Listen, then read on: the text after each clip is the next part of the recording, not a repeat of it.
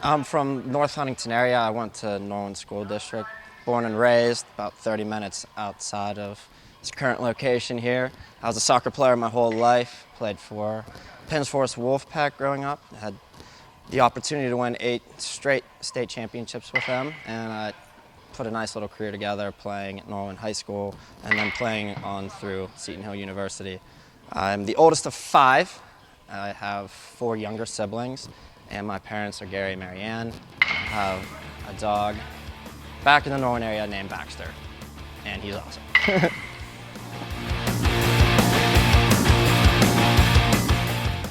I'm a gym rat. I love this. It actually got to the point when I was still competing as an athlete that I actually enjoyed the training process more than the actual competition.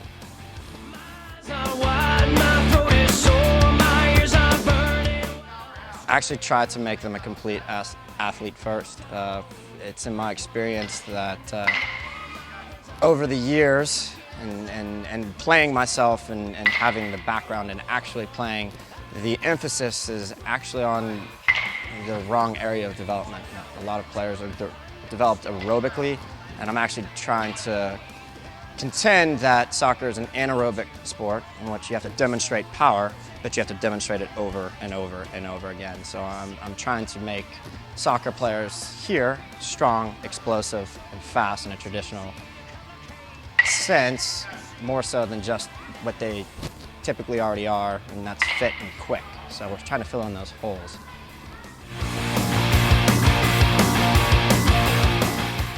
Like to get a good dynamic warm-up in, get the blood flowing, work through a full range of motion, get the nervous system excited too. It's not just getting the muscles prepared, but it's also telling the signaling pathways to those muscles that we have to do something and do something significant and do things quickly. So whatever I can do in any new innovative way, and I have to think of new things to constantly kind of stimulate this process so they don't stagnate.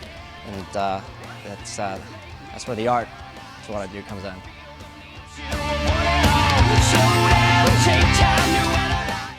I think initially coming into the academy, I mean, that was growing up a soccer player and being offered the opportunity and knowing how special and unique this entire environment here is and the opportunity that was in front of me. I think that was top 5 greatest days ever in my life. You're on your way down, turn me on this time. Well, I've seen both sides of the coin now, right? So I can't put a price on experience. So you can read books all day, and trust me, I do, and that is extremely helpful, and I'm constantly going home and reading and doing things to master my craft. But at the end of the day, I've been there and I've done that, and I still do it at a high level, and I know what it feels like, and that's a critical distinction to make, to be able to walk the walk and talk the talk as well too, and understand how someone's going to respond as a result of that. Well, first and foremost, blood flow and heart rate need to be accounted for immediately. And then we want to start working the muscles through the fullest range of motion possible, so an increasingly larger range of motion. A lot of coaches still, the old school regime, still like to employ static stretching before events, which is nothing to be done by any sort of athlete before any event. It dulls the nervous system and it's wildly inefficient. So a nice little jog, some jumping jacks, some lunges, some skips, a litany of them, all different planes of motion, sagittal, frontal, and some transverse action, a little bit side to side.